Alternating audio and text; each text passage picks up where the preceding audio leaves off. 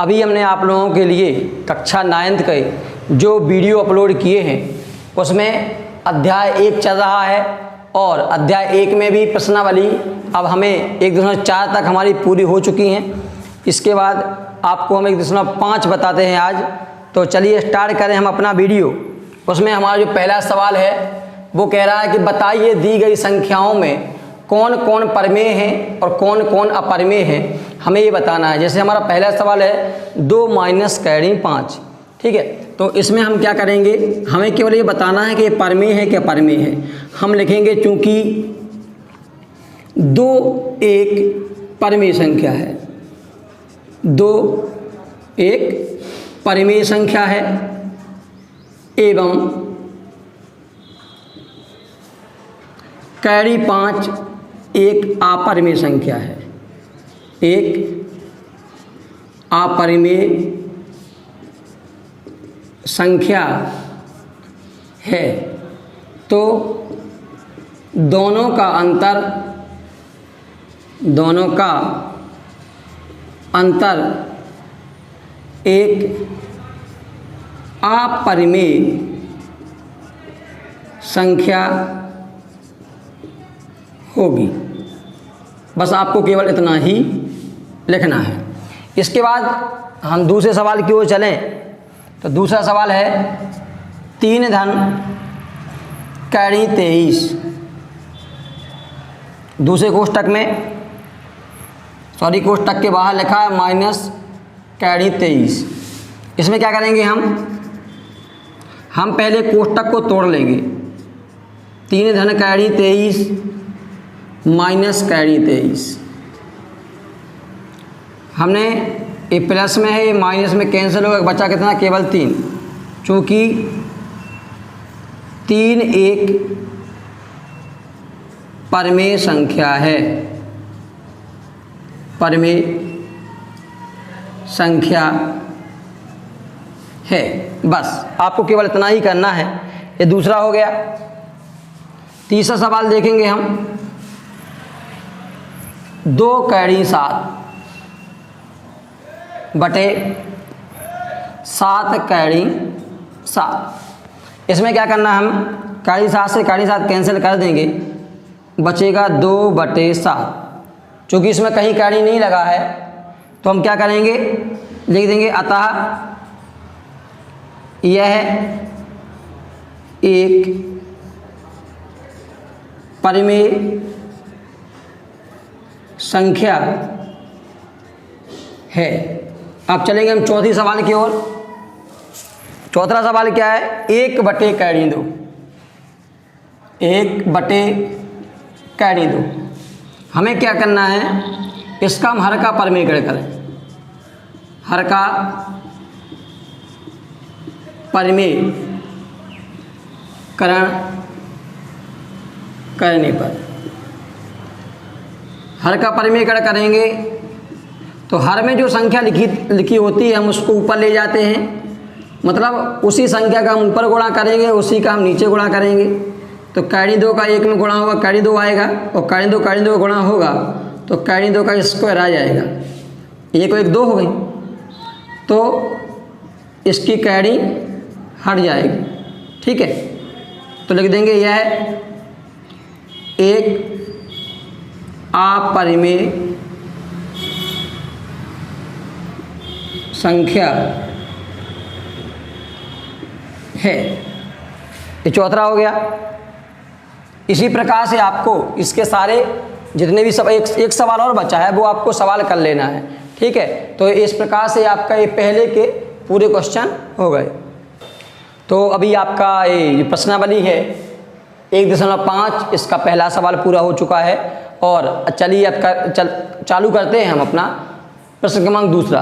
तो प्रश्न क्रमांक दूसरा क्या कह रहा है, निम्नलिखित व्यंजकों में से प्रत्येक व्यंजक को सरल कीजिए। अपन को सरल करना है इसको।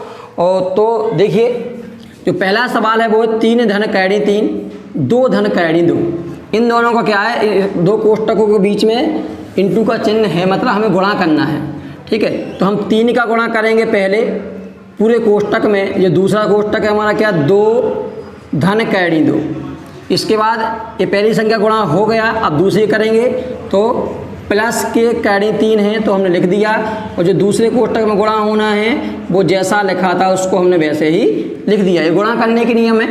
तो अब गुणा होगा, इसका पहले का इसमें होना ही है तो हम लिख देंगे 3 गुणे 2, प्लस का चिन्ह लगा प्लस लगा देंगे, और 3 का होगा 2 में, सॉरी कैडी 2 में, तो 3 गुणे कैडी 2। अभी हम गुणा में लिख रहे हैं, केवल कर नहीं रहे हैं। प्लस 3 का होगा 2 में, तो 2 गुणे कैडी 3, 2 गुणे कैडी 3, प्लस लगा है।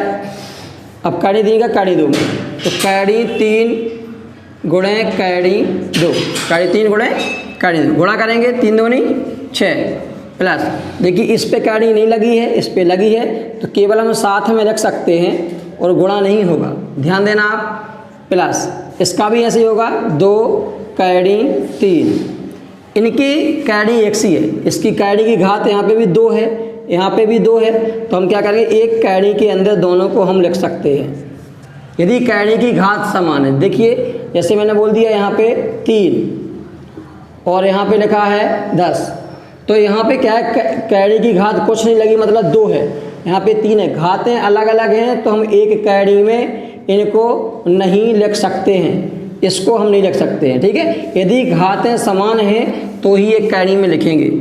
6 प्लस 3 कैडी 2, 2 कैडी 3, इधर पे देखिए आप, यहाँ पे कैडी 2 है, यहाँ पे कैडी 3 है, ये अलग अलग कैडी हैं इसलिए ना जोड़ सकती हैं ना घट सकती हैं। देखो जैसा लिखा है उसको वैसे ही लिख देंगे। प्लस 3 दूनी 6, ये हो गया आपका आंसर। चलिए हम दूसरे सवाल की ओर चलेंगे। दूसरा सवाल है 3 धन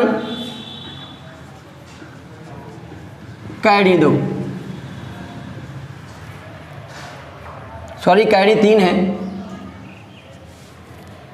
और 3 माइनस कैडी 3, इसको भी हम गुणा कैसे कर सकते हैं, ठीक है। इसकी 2 विधियां हैं, तो देखिए आप पहले तो हम गुणा ही करके बता रहे हैं आपको।